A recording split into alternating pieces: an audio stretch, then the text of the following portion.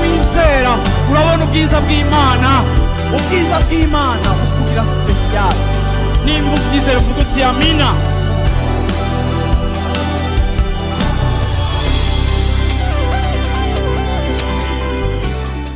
Nibihe bintu mwari mufise nk'ivyama ati mbega si ibintu uno munsi muraba bikagira gute mukamerereza canke mukicuza kuko ivyo twama bakoresha teme kwicuza bibamara amazubu agerageza kudutahuza no kutwereka yuko ivyama ubuzima bwacu bwari bufise tukiri mu isi tukiri abanyavyaha ni vyamwa ni ingeso mbi uno munsi yo tuzimvire ziratumara amaza kuko ubuzima bwacu butari bumeze neza. Aha Paulo rero agerageza kutwigisha nk'ishengero rya Kristo yuko ubuzima twari turimwo tutarakizwa bwari ubuzima ingene imitima yacu yari irongowe, inyifato twari dufise, iyo twaja ivyo twakora. Uyu munsi dukoresheje amaso y'abantu bahinguwe ivyareme bishasha tukihweza uko twari tumeze muri kahise, ni ibintu vyatumara amazi, ni ibintu iyo tuvyimvire birateye isoni. Ariko kandi Paulo akatwereka yuko ijisho ryacu ryahinduye ingene tubona bifatiye ku kungena agakiza kashitse mu buzima bwacu. Imana igahindura uko twabona, Imana ikaduhindurira ubutegetsi n'umwami. Ubu Yesu akaba ari umutegetsi n'umwami w'ubuzima bwacu. Kubwiwe tukaba turiko turabona ibintu différemment. Bisobanura ngo ni nkuko Paulo yavuga ngo uyu munsi turavye ivyamwa twari dufise tutaramenya Imana, turavye ingeso twari dufise tutaramenya Imana, tukaraba ivyamwa bibi vyari mu buzima bwacu, yaba inyifato canke ingeso canke imibereho mibi. Ni nkuko Paulo avuze ngo turahogreta, turicuza ubuzima twari turimo kera, turicuza ubuzima twari tubayemo kera, kuko bwari ubuzima bwari bufise ivyamwa bitari vyiza.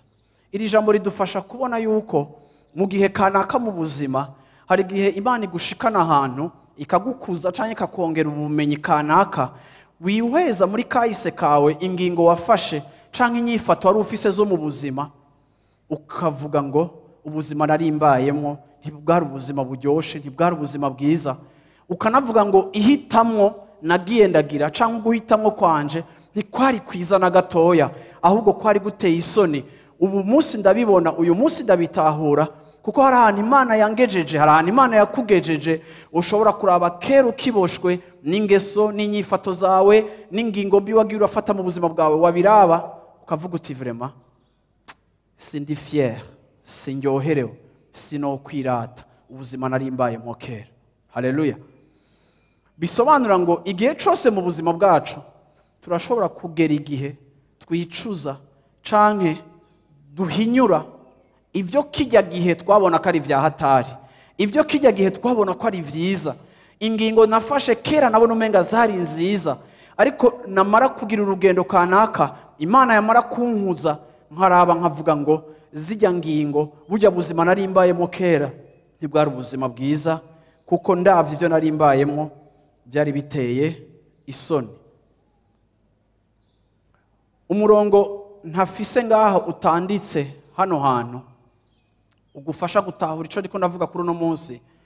Bibiliya iratubwira muri Samuel wa mbere mu gice ca 11, Samuel wa kabiri gice ca 11, murongo ntimurondere ntabona bahaye. Samuel wa kabiri mu gice ca 11 hari ikintu twiga ku buzima bwa Dawidi.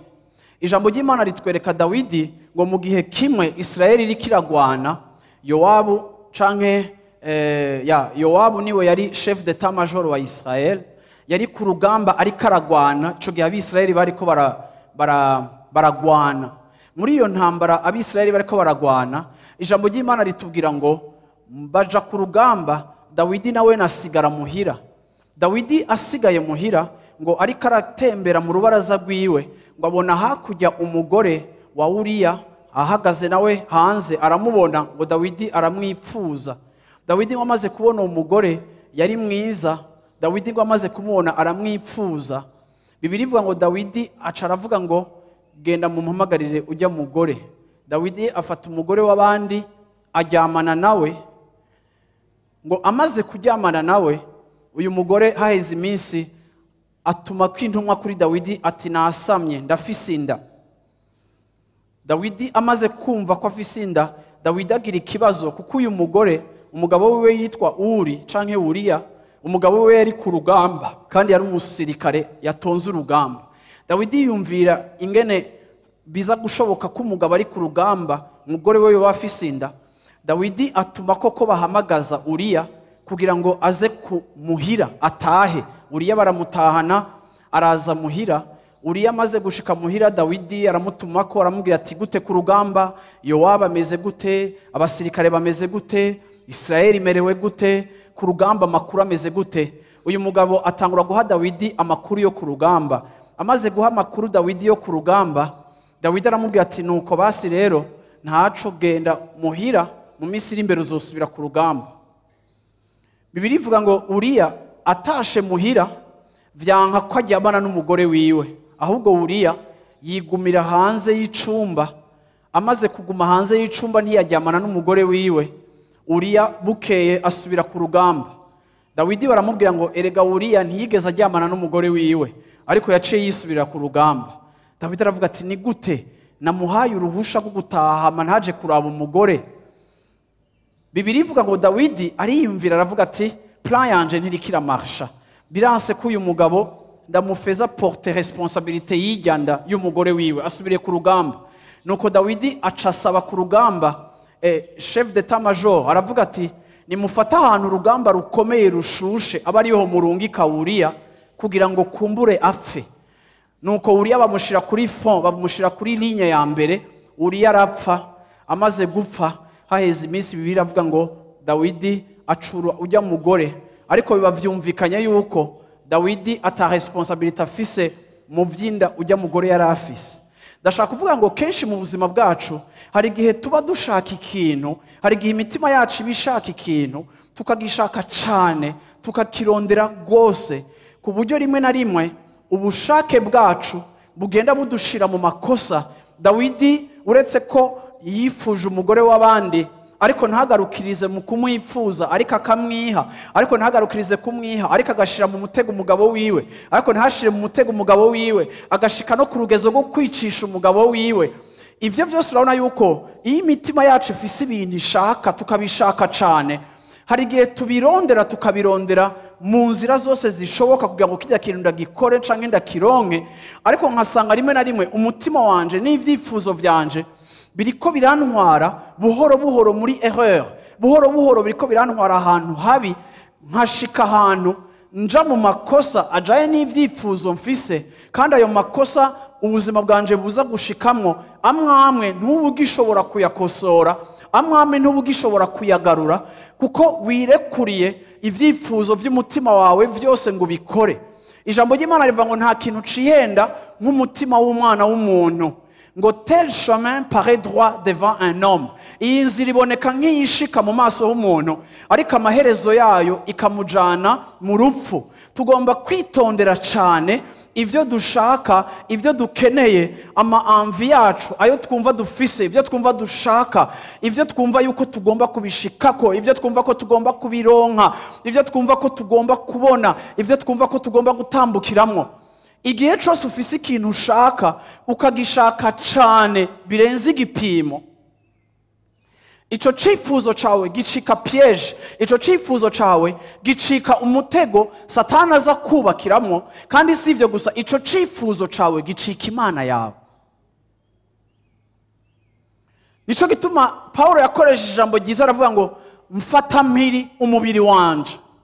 Paulo atwigisha akatwereka yuko ntiyemerera ubuzima bwiwe kubuha ico bwifuza cose, ntiyemerera akameremere kiwe kugaha ico yifuza cose, kuko mu vyifuzo vyacu harimwo ivyifuzo bitarimwo umugisha kandi bitatushakira neza. Ego ni vyiza kugira ikintu ushaka gushikako, ariko uno munsi ikibazo canje muri kino gitondo, umutima wawe ushaka ico kintu kugeza hehe? Ni hehe ugeza kumva ko ico kintu uri kurarondera, yaba ari akazi uri kurarondera, yaba ari promotion uri kurarondera, mbega urayirondera, urayishaka kugeza hehe? witeguriye gukora iki kugira ngo uyironke, witeguriye gukora iki kugira ngo ico kintu gishikemwo, witeguriye gukora iki kugira ngo aho hantu hashike, witeguriye gukora iki, witeguriye gusakrifya, witeguriye gushira ku gicaniro ugasakrifya ibintu bimwe bimwe kugeza hehe pour arriver à tes fins. Haleluya. Yesu ashimwe cyane. Hari ibintu nabonye mu buzima bizana uguhemukirwa mu mitima y'abantu. Nigihe hari ikintu wumva ko ushaka, nigihe hari igihe wumva ko hari ikintu ukeneye, ku buryo wibaza yuko ubuzima bwawe budashobora kubandanya, budashobora kuba bwiza ico kintu utagifise.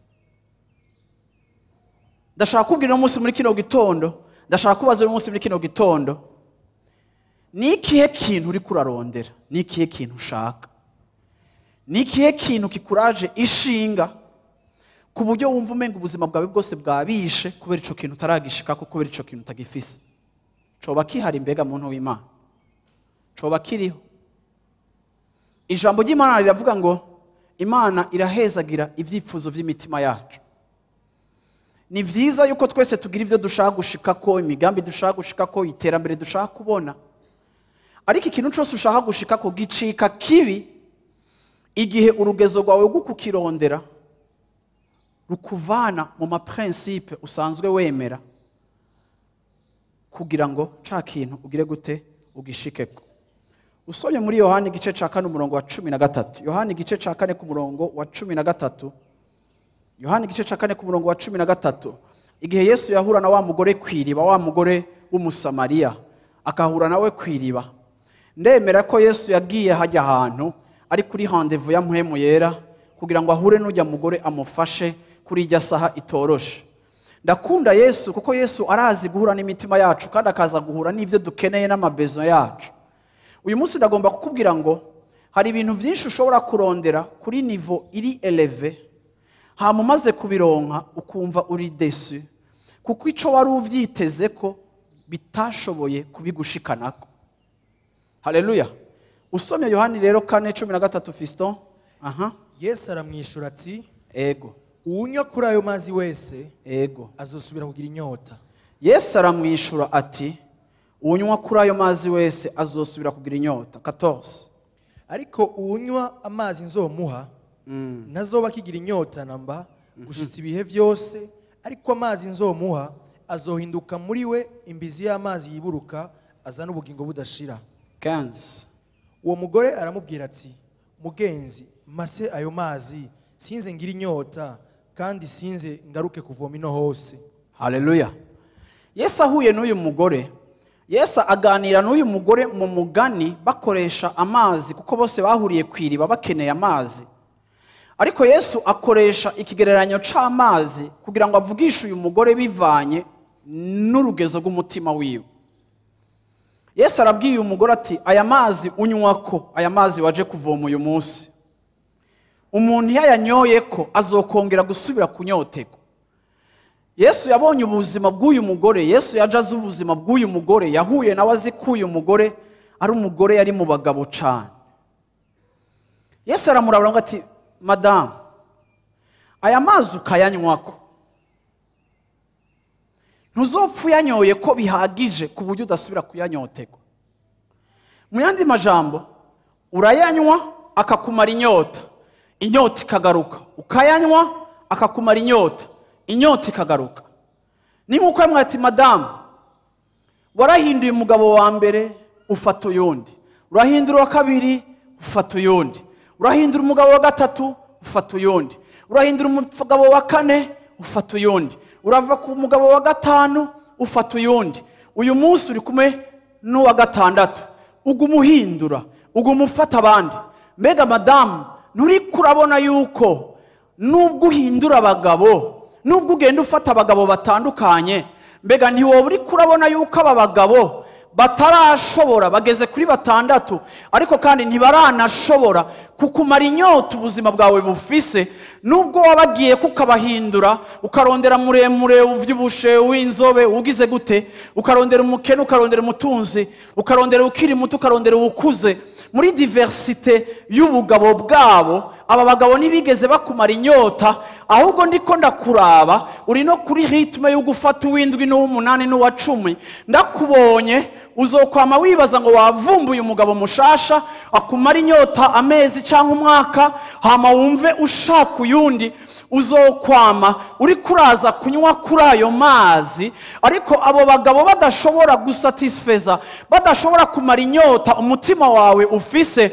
Nico gituma unywa kuri iryo riba azokongera kandi kurinywako. Ariko Yesu arambwira ati ariko mama unyumvirize ndakubwirira ijambo, ariko unywa ku mazi jewe ngiye kumuha, uza akanywa ko jewe ndafise ubushobozi bwo kukumara inyota ku buryo utazosubira kwiyumvira kunywa kurindi riba.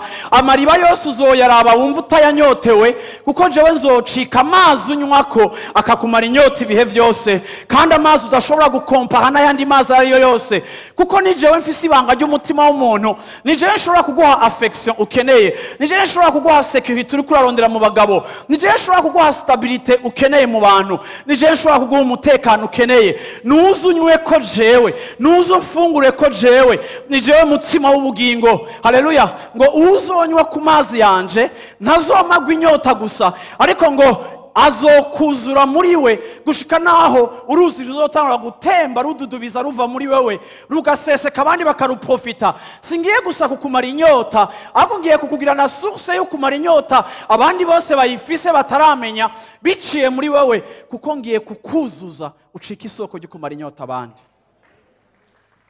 Bwana sifiwe sana. Yesu ashimwe cyane. Haleluya. Ndashaka kuvuga ngo mu buzima hari igihe twibaza, Satani akatuzanira trouble, akatuzanira uruhagarara mu mitima, ukibaza ngo ninaronka iki kintu nzoca mererwa neza, ukibaza ngo ninaronka kijya nzoca mererwa neza, kuko umaze kubona rero ico ukeneye ukazoca mererwa neza. Sha ukiyandagaza, ukakirondera, ukakirondera, ukakirondera, kuko wibwiye mu mutima wawe yuko ico kintu ari cyo kizotuma umererwa neza. Uyu munsi ndaje kubabwira muri kino gitondo ngo nta kintu cihenda nk'umutima w'umwana w'umuntu. Nyanagwe ngo nta kintu na kimwe kihari mu buzima gishobora kuzana guhazwa na satisfaction mu buzima bwacu ku rugezo Kristo ashobora kuduhaza, akazana satisfaction mu buzima bwacu. Yesu niwe atumara inyota yose. Yesu niwe aduha umunezero utuma tubumbwa n'ivyo dufise. Yesu niwe yatumye Paulo avuga ngo nize kubaho mu musesekara, ariko nubwo nari mfise umusesekara sinatakaje intumbero no gukurikirana Kristo. Ndi umugabo azi prosperite, azi ubutunzi, ariko nubwo nzi ubutunzi ntibwigeze buntera gutakaza rezo ngo bimbuze gukurikira Yesu wanje. Nari ntunze, ariko Yesu wanje akaguma ari intumbero yanje. Ariko kandi ikindi gihe nize no kuba mu bukene, n'ubukene narabubayemo, ariko ubukene sinigeze ndabugirira adoration ngo bucike sujet ya meditation, ngo bucike ikintu caba mu kanwa kanje. Ariko nubwo nari mfise ubukene nagumye ntumbereye Yesu, kuko uwo niwe nirata, uwo niwe nishimira, uwo niwe navumbuye, uwo niwe haza umutima wanje. Nta kintu na kimwe haba kuronka canke kubura vyigeze binkura mu gutekana kwanje, kuko kwa gutekana kwanje ni kuva ku vyo mfise vyinshi canke ivyo mfise bikeya, ariko gutekana kwanje kuva mu bucuti nagiranye n'Imana. Ndashaka kubabwira ngo ndabizi yuko hari abantu benshi ngaha bafise amabezo muri kino gitondo, ariko ndashaka kukubwira ngo ntuze wihende na rimwe mu buzima ngo wibaze ngo iyaba mfise iki nari kuba mpiriwe. Mutu wa Mungu nta na kimwe. Ivyiza birongerereza umunezero ubuzima bwacu, ariko ivyiza sibyo bizana umushaha wacu kumva uguwe neza. Sinzi ko muko muravyumva. Imana yaturemye turi ivyaremwe vy'impwemu, twaremewe kubana nayo no kugira Imana mu buzima bwacu. Imana irafise ahantu idushika mu mitima yacu, mu misokoro, mu magufa yacu. Imana irafise ahantu idushika atakindi kintu kimwe gishobora kuhadushika. iki nico kizana abantu kumva bahemukiwe iyo ikintu wakoze ibara uri nka Dawidi ukica ugahonyora abantu kugira ngo ushike ku kintu, ariko umaze kugishikako ugasanga ico kintu ntikikumaze ya nyota kandi wari uzi ko ico kizokumara inyota, ugaca wumva muri wewe ugenda ugwiza deception no guhemukirwa mu mutima wawe, kuko ico wiyemvesishijemo rimwe na rimwe ukanakigiramwo ingufu zirenze, rimwe na rimwe ukanicafuza ukagirira nabi abantu, ugasambura abantu, ukadeturiza ubuzima bw'abantu kugira ngo ugishikeko. Wamara kugishikako wicaye mu nzu yawe ukavuga ati ndagifise, ukavuga ati et alors, haleluya, et alors. Yesu yarabwiye umugore ati mama, tu te trompes de solution. Hariho abantu usanga ngaha urashaka mariage, hariho abantu usanga ngaha urashaka akazi keza, hariho abantu ushaka ngaha urashaka akantu kawe kanaka ko gashobora cyangwa ikintu kigira gute, ariko unyemerere n'umunsi muri kino gitondo ndababwire ngo mwige gushira ku munzani urugezo rwanyu rwo gushaka ibyo mushaka. Ni uburenganzira bwanje kugira ico nipfuza n'ico nshaka, ariko ico nshaka iyo ndiko ndakirondera ku rugezo nk'uko umenga coco gicitse Imana, ukavuga ngo sha nje namaze guhura n'abantu benshi akavuga ati pastor jewe ntegeza kurongorwa, ntegezwa kurongorwa biranse kabaye ibara riraguye, je ntegezwa kurongorwa, je naronse umugabo uyu mwaka c'est fini. No, ego urakarongorwa mukobwa wacu, urakarongorwa n'ukuri nanje aho ubona nararushe nsenga, siko urakarongorwa, ariko kandi igihe besoin y'ukurongorwa imeze nk'icika Imana yawe ku buryo utagishobora kwapresiya n'ibindi bintu byinshi byiza biri mu buzima bwawe kubera hariho absence y'umugabo, bakubwira ngo wambaye neza, gushunga ese bimaze iki nambaye neza atanuwumbona, uravyumva? Bakubwira ati felicitation aronse akazi, mbega aho nzobisangira nande ko nzopfa nkabita ngahata.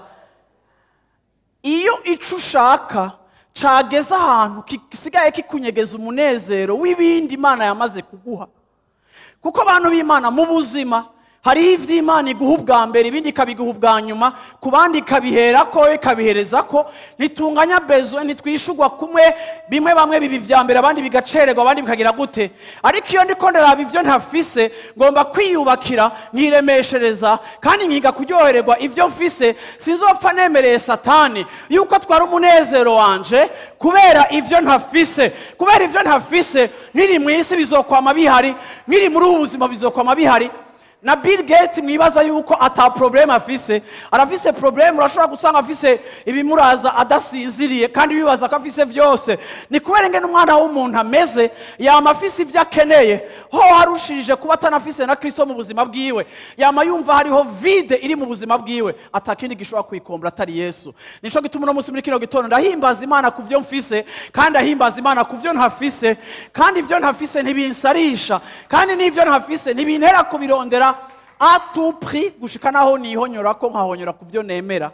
Ariko kandi ndavuga ngo Satani, Imana yampaye na bya bindi ntasengeye nibi nasengeye a plus forte raison izorushiriza kubima. Haleluya. Hama kandi nitana bimpa yoyo ndayifise.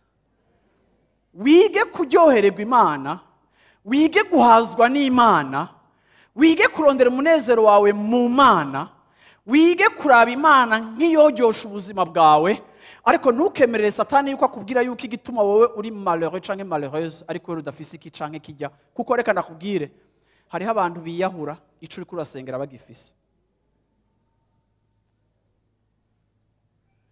Umuntu yarigeze kumbwira ikintu adashobora kuba hadafise, ariko akaba yarigeze kuba gifise hamara gitakaza. Ati nibishoboka ifuko mba ndagifise. Ndabaza nti none mbega wewe warigeze kuvuga ifise iki kintu? Atego nageze kuba ndagifise, mbe warumereye gute? Ureka reka ngo ryari ibara. Ndamubwira nti none ntubona yuko bwa bundi no gusubira kandi kukironka nta garanti dufise yuko arico kizozana umunezero mu buzima bwawe. Muze twige kudasenga besoin zacu, kuko ico ukeneye kirashobora kugucikira Imana, ubuzima bugahagarara kubera utagifise. hama ugapfa kandi ukica n'ubuzima bw'abandi kuko utazi gucecekesha ibyifuzo byawe. Ngenda babwire ngo wombwira ngo nta bigirwamana ufise, urashobora kumenya ko atagiheko cyangwa atandasaga ufise ku mubiri, aho ngenda kubwire ngo ikigirwamana kirashobora kuba icifuzo ufise mu buryo buri excessive.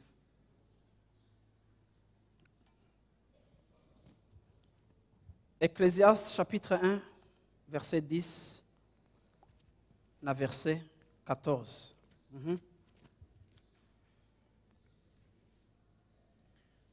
Hajya Ecclésiaste ni musiguzi. Verset 1, chapitre 1 plutôt, guhera ku murongo wa 10 n'umurongo wa 14. Cusimbira ku wa 14, soma 10 na 14.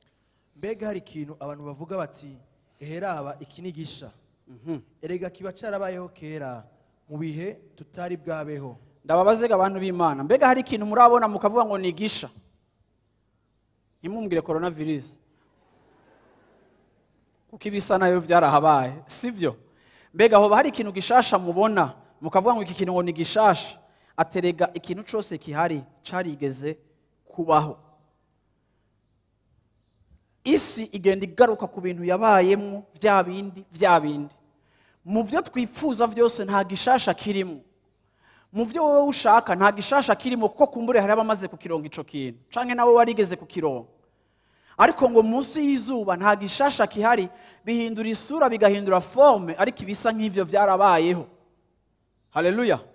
Ku murongo wa 14 akavuga ngo namaze kubona ibikorwa byose bikorerwa munsi y'izuba. Maze kubona ibikorwa byose bikorerwa mu izuba, nasanze vyose ari ubusa, ari guhamira umuyaga, ari gukurikirana umuyaga, poursuite du vent. Nihagira umuntu amfatira umuyaga. Haleluya. Amina. Ati nasanze ibintu byose bibaho mu isi, nubwo woshaka kubishikako, byose ni gukurikirana umuyaga. Usanga umaze kubishikako aravuze ngo byose n'ubusa, tout est vanité. Uyu n'umuntu yagize imigambi mu buzima bwiwe, ariko amaze kuyishikako aca asanga ego narabizi cuya narirukanze ngo nkore ibi bintu, ariko none maze kubishikako ko bisanzwe. Nshaka kuvuga ngo mu by'umutima wanje byose wifuza gushikako byose birasanzwe. Haleluya. Kandi nkwiye kubirondera ntekanye kugira ngo maze kubironka sisange naruhiye canke ubutame bwanje ari ubw'ubusa, kuko nashize energy nyinshi cyane ku kintu kitari cahatari cyane. So kenshi iyo tugishaka ikintu tutarakibona tutarakironka, turaba très passionnel, turaba abantu bafise umuntu wese akamenya ivyo ukeneye, umuntu wese akamenya ivyo urimo, umuntu wese akamenya aho uri kuraja, umuntu wese akamenya ikintu kibuze. Hame tuvuze izina ryawe twese turazi besoin yawe, ariko ca kintu wamara kugishikako tukaryoherwa mu mwanya muto ukamenga ntaco washizeko. Kubera iki? Iyi niyo deception Salomo yashitseko mu buzima bwe, akavuga ati ibi bintu none kumenga vyari vyahatari ariko birasanzwe. Usomye muri chapitre 2 kuva kuri verset 1 ukagera kuri verset 11, chapitre 2.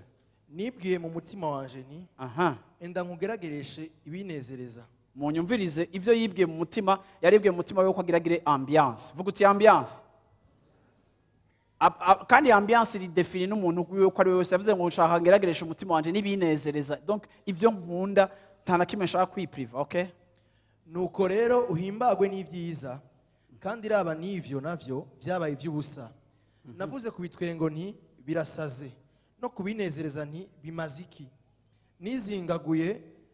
Niziganguye mu mutima wanje uko nonezeresha umubiri wanje vino, umutima wanje ukindongoresha ubwenge n'ingene nokurikira ubupfu, kugira ngo mbone ivyo abana b'abantu bakwiye gukorera munsi y'ijuru iminsi yose yo kubaho kwabo.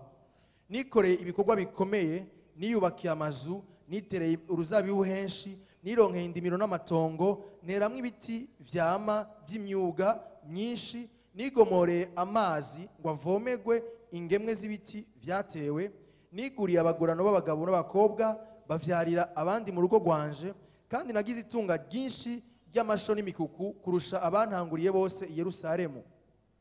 Kandi nirundiye ifeza n'izahabu bo nitunga riherereye ku bami rivuye mu ntara zose, nirondereye abaririmbyi b'abagabo n'abakobwa bo n'ibinezereza abana b'abantu n'ivyo nshoreke vyinshi cyane. Nuko nabaye agahambaye, nunguka kurusha abantanguriye bose i Yerusalemu, kandi ubwenge bwanje bwagumanye nanje. Ikintu cyose amaso yanje yifuza sinakiyima, kandi sinabujije umutima wanje ikinezereza na kimwe. Kandi umutima wanje wanezerezwa n'ubutame bwanje bwose, kandi ivyo bimbera umugabane uvuye mu butame bwanje. Maze nditegereza ibikorwa byose amaboko yanje yakoze, bo n'ubutame natamye, kandi raba byose byabaye ubusa no guhamira umuyaga, kandi nta nyungu iriho musi y'izuba. Haleluya. Mumva biri kirega abantu b'Imana. Mumva bitomoye. Haleluya. Uyu ni umuntu ico yihaye yaracihaye. Ariko ugiye ukaraba Ecclesiastes ukuntu ayirangiza atwereka ingene ico yahushije arico yarakwiye guha agaciro Imana yiwe. Nukuvuga ngo mu yandi majambo, ivyo ukeneye vyose ushobora kubishikako, ariko ntibisobanura ko ariko kumererwa neza. Nta kintu na kimwe kihari gishobora kuzana uguhazwa kwawe nk'uko Imana yoguhaza. Rero mu vyo ukurikirana gushikako vyose, kurikirana kubishikako, ariko utirengagije besoin yawe iri primaire, besoin yawe ya mbere ikomeye, ubucuti bwawe n'Imana, gukura mu Mana, kumenyana mu Mana.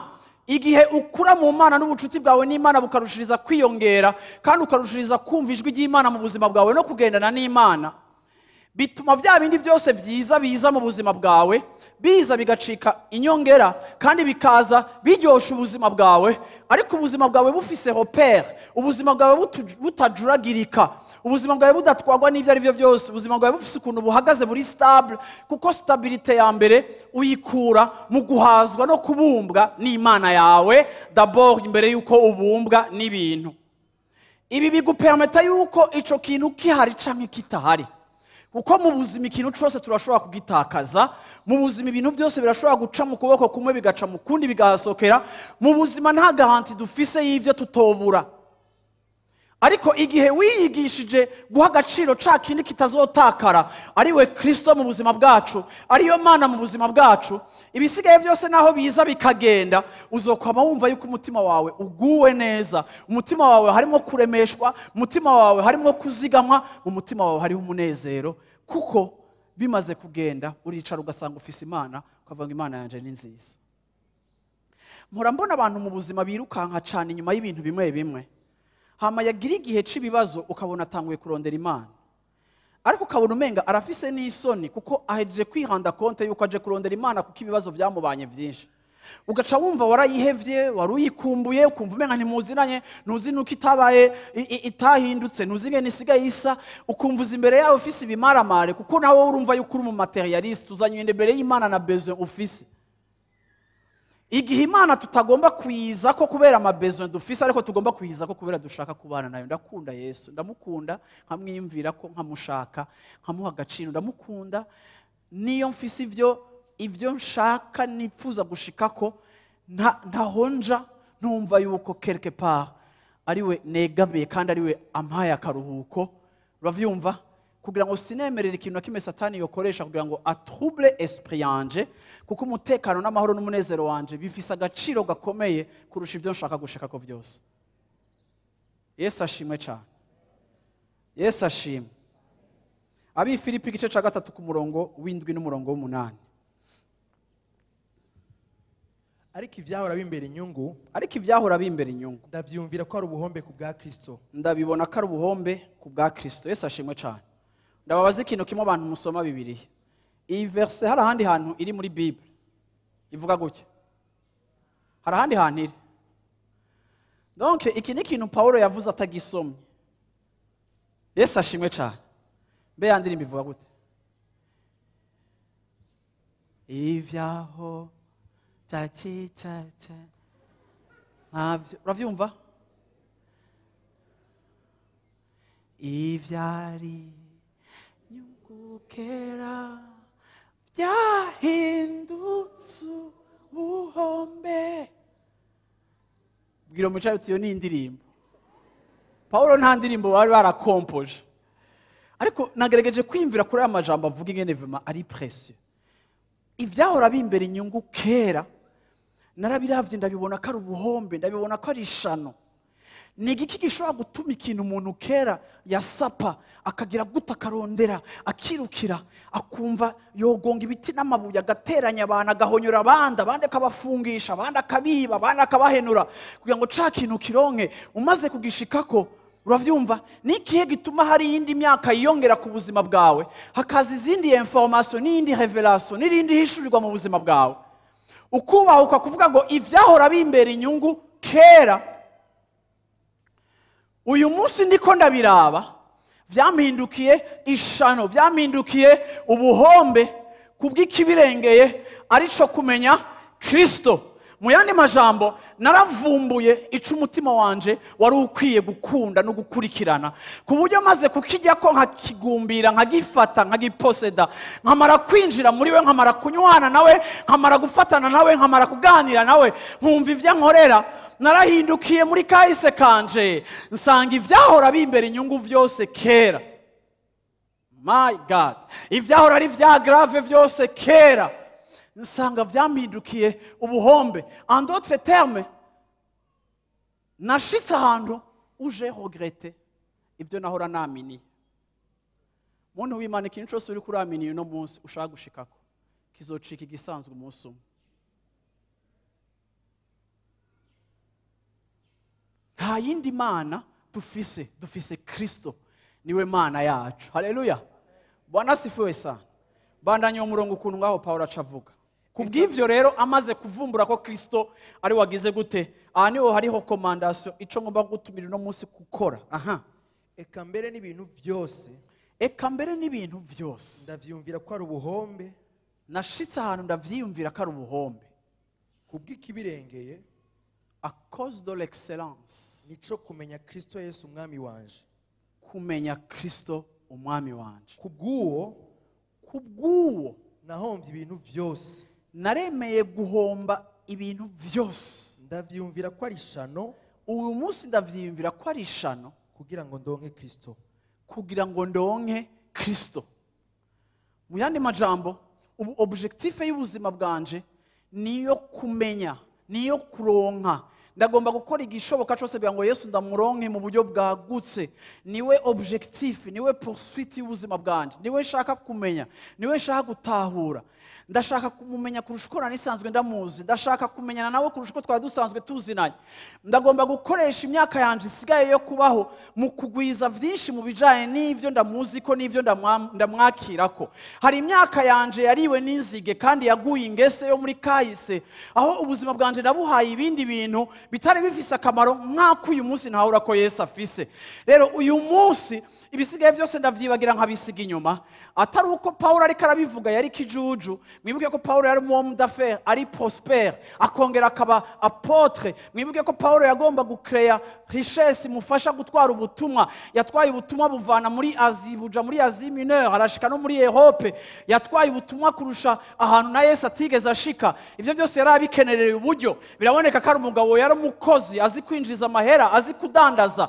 Ya profise circuit ya commerce na business mwisi n'amabarabara y'urudandazwa kugira ngo ayo mabarabara amucikire amabarabara y'ubutumwa bwiza. Nituko turavuga umuntu w'umuparesseux uravyumva ariko arasenga yiteze ko ibintu byose biva mu ijuru. No, tuko tuvuga umuntu w'umukozi azinduka akora afise umwanya consacre k'ivyo kwinjiza amafaranga yiwe akagira n'umwanya consacre kwandika ibitabo no kuvuga ubutumwa bwiza.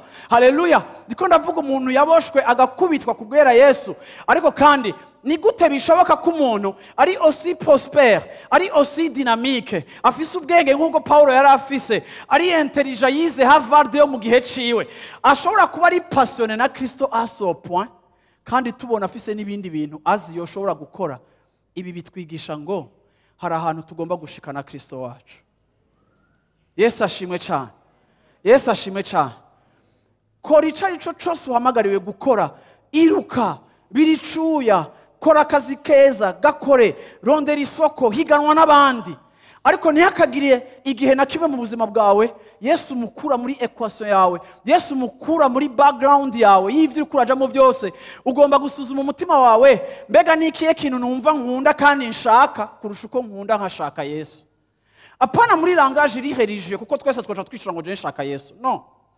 Ariko suzuma umutima wawe muri optique, uvuga uti Mana, mbega noba ndakuryoherewe, ndagushaka, ndakuryoherewe, ndakwifuza kurugezaho ibindi byose ndabiraba nkabona umenga ni ubuhombe kugira ngo wenda kumenye. Haleluya. Yesu ashimwe cyane. Ndarangiriza kuri Samuel wa 2 igice ca 11 ku murongo wa 11 verse 1 niyo ngira ndangirize ko mbere yuko dusengera hamwe. Yesu ashimwe cyane. 2 Samuel 11 verse 11. Aha turabona Uriya bamubajije, umwami yaramubajije ati Uriya kubera iki Uriya wewe bakurungitse umwami yaguhaye konje akagutahana abandi basirikare batatashe, kubera iki utagiye muhira ngo profite urabe famille ujyamane na madamu wawe nyuma y'iminsi myinshi uri ku rugamba mutari kumwe, kubera iki utashatse guprofita vie ya famille igihe wewe wahawe liberté. Uravyumva? Ndashaka mwumve abantu bari devowe kuri cause, abantu bari devowe kuco bakurikiye, kuco bahaye. Arico shaka kurangiriza ko mvuga ngo Mana turememo umutima wari muri Uriya. Haleluya. Uyu mugabo yari exceptionnel, ego yarapfuye.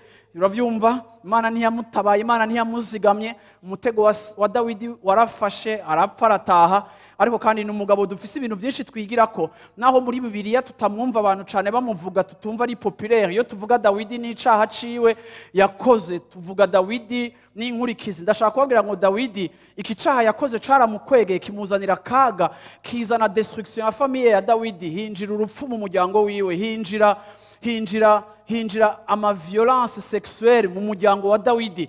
Ndagomba kubabwira ngo nimba ari ikintu cashize tashe mu buzima bwa Dawidi, ni histoire n'ama consequences yayo, kugira ngo bisure kandi kutwigisha ngo ntidukwiye kwirekurira ivy'imitima yacu iri kiradusaba, kuko bimwe mu vy'imitima yacu iri kiradusaba ntibiri productif kandi ntibiri profitable, haba kuri twebwe haba ku mageneration akurikira. Nico gituma tugomba kwiga gucecekesha imitima yacu. Kuri uyu murongo wa 11 avuga gute? Uriya bamubajije ikibazo.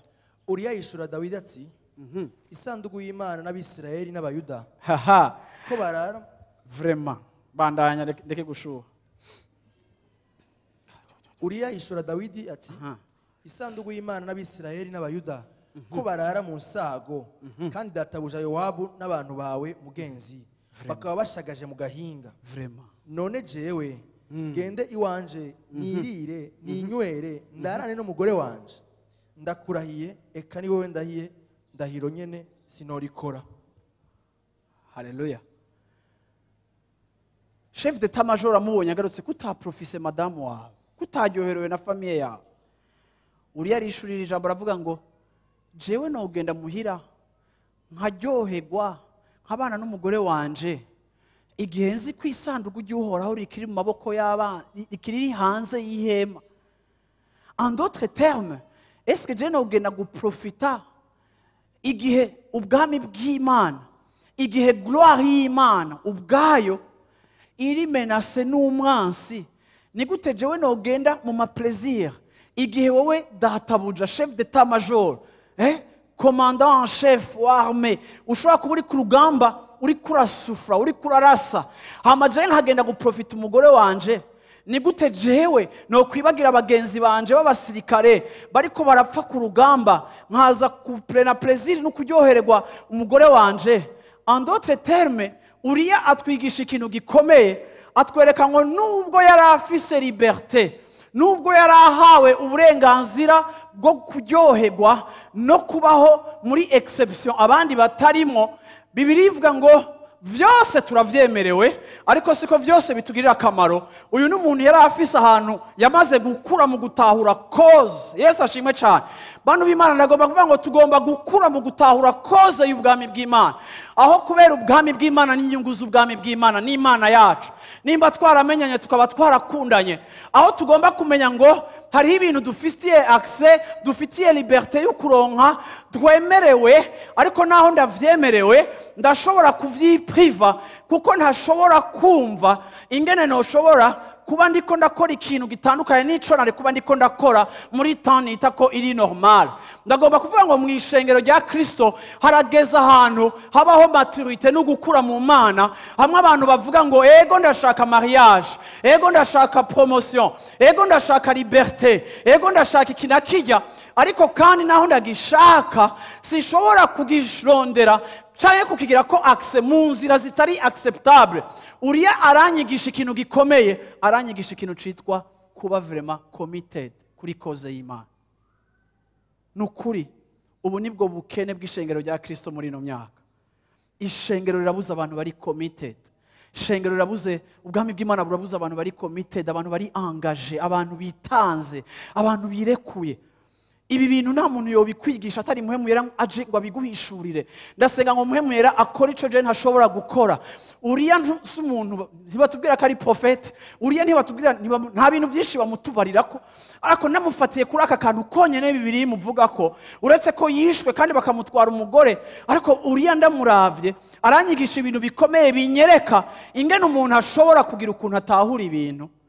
Igihe abandi twokwibaza yuko iyo liberté twoca tuyivumbagazamo tukayivumbagazamo, ariko we aravuga ngo ni gute noja muri plaisir charnel igihe isanduku ry'Imana, igihe inyungu z'ubwami bw'Imana ziri menace, igihe mes collaborateurs bariko barasufra pour le royaume de Dieu, ni gute jewe no bandi muri plaisir. Ndashaka kuvuga ngo hari igihe tugomba gushika ko mu buzima bwacu mu gukura mu gakiza, aho twishushanya nabo dusangiye urugendo, aho twishushanya n'ihanga ry'Imana, aho twishushanya n'ubwoko bw'Imana, aho twishushanya n'inyungu z'Imana, zigatuma rimwe na rimwe dushobora kuhonosa ku nyungu zacu, malgré que muri Kristo Yesu turafise liberté yo kubibamwo. Uriya yarafise liberté yo kuryamana n'umugore wiwe, ariko ndakunda iyo mbona umuntu ahonosa kuri liberté afise, kuko afise ikindi atahura kurusha umwidegemvye afise. Nta kintu na kimwe uri kurarondera umaze kukironka utazosanga warahushije akaryo ko gukonsakra energy ingana niyo wagikonsakre ko urondera ubwami bw'Imana. Ijya anya ya bass yizimye ijya bass zimya bass please. Hallelujah. Umviriza mwoyizimya kuri mixer batarinze barashikaye. Okay, ndashaka kuvuga ngo umwana w'icangazi yibajije ko kuronka kasha ari ibintu bya hatari. Umwana w'icangazi yibajije ko kuronka liberté akava kwa papa we wazogira ubuzima bwiza. Ariko mwoba muzige n'umwana w'icangazi aho yahereje agarutse, amaze kuryoherwa amahera, amaze kugira liberté yuko abishaka, conclusion y'ubuzima bwiwe nzosubira kwa papa. Ashika ahantu atahura ngo yaba amafaranga yaba liberté, ibi byose ntibishobora kuzana satisfaction nk'uko presence ya papa ishobora kuzana satisfaction mu buzima bwanje. Aragaruka kwa se, arihana, asubizwa muri presence ya daddy. Ndashaka kubabwira ngo mu izina rya Yesu Kristo, Imana ibatahuze yuko presence yayo iruta ibintu byose muri ko muriruka nka kurondera, hamwe no kubirondera mube sûr ko presence y'Imana iri mu buzima bwanyu. Mube sûr ko Imana mutayisize inyuma, kuko baratora uzoyisiga inyuma, uzogaruka uvuga uti ndatahuye yuko naho nirutse bwa bundi Imana nari ndagukeneye kurusha uko nkeneye igiceri, nari ndagukeneye kurusha uko nkeneye liberté, nari ndagukeneye kurusha uko nkeneye ikindi kintu cyo cyose. Tu es mon besoin principal. Muhaguruke dusenga Imana.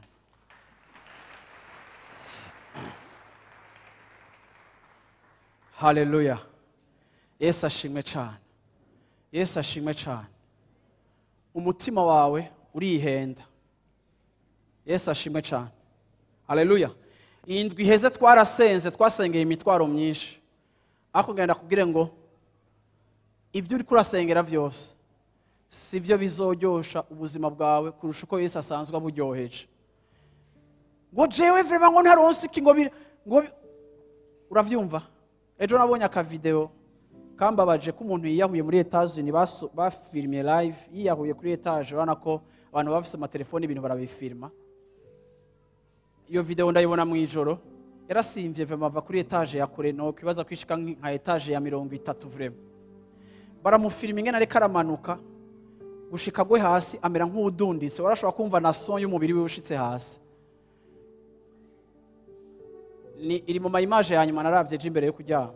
Ca ntangura kwiyumvira mbega hajya umuntu yiyahura gute kwere?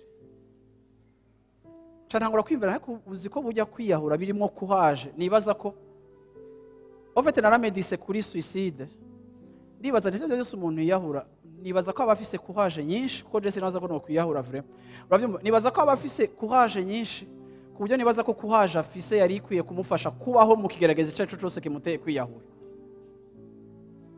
Niki gituma umuntu ashobora kumera nk'umuntu ariko ariyahura mu buzima bwiwe no muri comportement mukabona ari suicidaire akakora ibintu umega nko kwiyahura. Aho umuntu ashobora kurondera amafaranga akekraza akiteranya n'abantu bose agasambura abantu bose akankwa n'abantu bose kuko ariko ararondera amafaranga.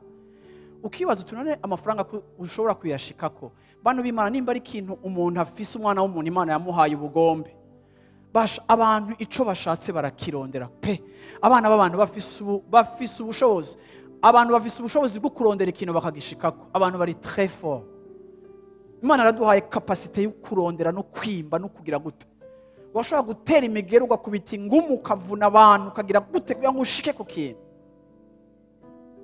ariko ugasaza uri malheureux udasohoka utaja mu bandi kuko ufise isoni z'ingene wabishitseko kandi usanga bitari bikenewe ko wicafuza kugezaho uri kurarondera kijya kintu. Ndashaka kuvuga ngo ivyifuzo vyacu ntibikaba Imana yacu ivyo dushaka gushika ko ntibikatubera Imana. Mureke Imana iguma ari Imana mu buzima bwacu ivyo twifuza biguma ari ivyifuzo ariko Imana iguma ari ico cifuzo gikomeye gifise ubuzima bwacu kuko urashobora kwikorora kuko hari ikigeragezo kije ariko yaba ari signe ya désespoir ikomeye yerekana yuko quelque part ubuzima bw'abantu burakeneye Yesu kugira ngo aduhumurize naho dufise ivyo tubuze ntiduhagarike ubuzima bwacu kuko muri we dufise ivyizigiro vya kazoza muri we dufise ivyizigiro vy'ejo. Haleluya. Nyemerere duhaguruke dusengere hamwe uvuga uti Imana nshoboza kudahendwa n'umutima wanje nshoboza kutirekurira muri désir y'umutima wanje nshoboza kutirekurira mu mabesoin ayari yose y'umutima wanje yego ndafise ivyo nshaka. Haleluya. Abafise ivyo bashaka bibiri bango abafise ivyo mushaka mu bimenyesha Imana mu gusenga. Haleluya. Mu bimenyesha Imana mu gusenga ndemera yuko iyo turiko turasenga niho Imana izana dose igashiraho dosage. Haleluya. Hagati y'ingene ushaka ico kintu n'ingene ugomba kucitega ku Mana. Haleluya. Ndashaka dusengere hamwe twese nk'abafise ivyo bashaka uvuga uti Imana ego nshoboza gushika ahantu ariko sinzoba malheureux canke malheureuse kubera ntaronse ico ndiko ndasaba kuko birashoboka kwinyisha Imana izoyiguha l'année prochaine canke dans 2 ans none uzomara imyaka 2 umerewe gute nimba Imana itabikoze ubunyene. Ça veut dire yuko quelque part Imana igomba kuba objet ya contemplation yawe Imana igomba kuba objet ya meditation yawe Imana igomba kuba amazi unywako akakumara inyota. Yesu niwe mazi tunywako Yesu niwe tuza kunywako Yesu niwe riba tunywako ubuzima bwacu bukamererwa neza. Ndagushimiye Yesu kuri uyu munsi ndagushimira Mana ubuzima bwacu ndagushimira Mana yo mu ijuru kuko twamaze kukumenya iyo turavye bikorwa byacu byakahise bikatwereka ingene twari tuboshwe n'ivyamwa twaporta byari ivyamwa bibi byari bijaye n'ivyifuzo bya kameremere zacu ariko Mana ndagushimira kuri uyu munsi muri kino gitondo ku bantu bakumenye bari hano hantu ku bantu bakijijwe bari hano hantu ku bantu bamenye izina ryawe bari hano hantu ku bantu baguhindukiriye bari hano hantu Mana ndasenzura umunsi muri kino gitondo Mana turafise amabesoin turafise ivyo dushaka gushikako turafise ivyo turiko turasengera turafise ivyo twibaza Mana ko bishobora kuza bigahindura ubuzima bwacu turafise ivyo dusengera turafise amabesoin ariko ndasenzura umunsi muri kino gitondo Mana ngo iri jambo urihishurira ishengero iri jambo urihishurira ishengero na wa undafise amatwi y'idini umuhishurire Mana na wa undafise amatwi Imana yo mu ijuru yumva ntiyumve ndasenze ngo yumve Mana ndasenze Mana ngo udushoboze ukreye mu mitima yacu uru rugezo Mana aho twumva Mana ari wowe dushaka ari wowe tunywako ni wowe mazi singomba kwihenda kwiriba ryo kunywako singomba kwihenda kwiriba ubuzima bwanje bugenda kwicara kigihe cyose singomba kunywa ku mazi amara inyota partiellement ariko atakuraho inyota yanje definitivement ariko Yesu nka wa mugore ndagomba kukunywako yarakubwiye ngo none makurayo mazi yawe Yesu ndavuze ngo duhe ku mazi yawe duhe tukunyweko mwami wacu duhe turushirize kukunywako Mana ni wowe utumara inyota hari affection turonderera hanze hari affection turonderera mu bantu ariko badafise ubushobozi bwo kuyizana. Hari deception turonka mu mariage kubera hari ibyo twari twiteze muri mariage ariko tutaharongeye kuko atariho twari dukwiye kuvyitega. Twari dukwiye kuvyitega kuri wewe. Hari ama deception twagize igihe twaronka ubuzi kanaka, twibaza ngo ibibazo biraheze, ariko ibibazo byaragwiriye kuko twarondeye satisfaction mu kazi, ariko no mu kazi tuhasanga intambara. Ni wowe Mana uduhaza, ni wowe utari guhahamira umuyaga, ni wowe utari vanité de vanité, ni wowe Mana gihe cyose uhora uryosha ubuzima bwacu, uhora uryosha ibyacu, uhora ushira uburyohe mu byacu, uhora ukomeza ibyacu. Ni wowe Mana, ni wowe Mana, ni wowe Mana. Hallelujah. Inonde mon cœur, inonde mon cœur, inonde mon cœur. Esprit Saint, inonde mon cœur. Toi j'ai trouvé la paix, le bonheur. Esprit Saint, inonde ma vie, Seigneur. Inonde ma vie, inonde ma vie. Esprit Saint, inonde ma vie.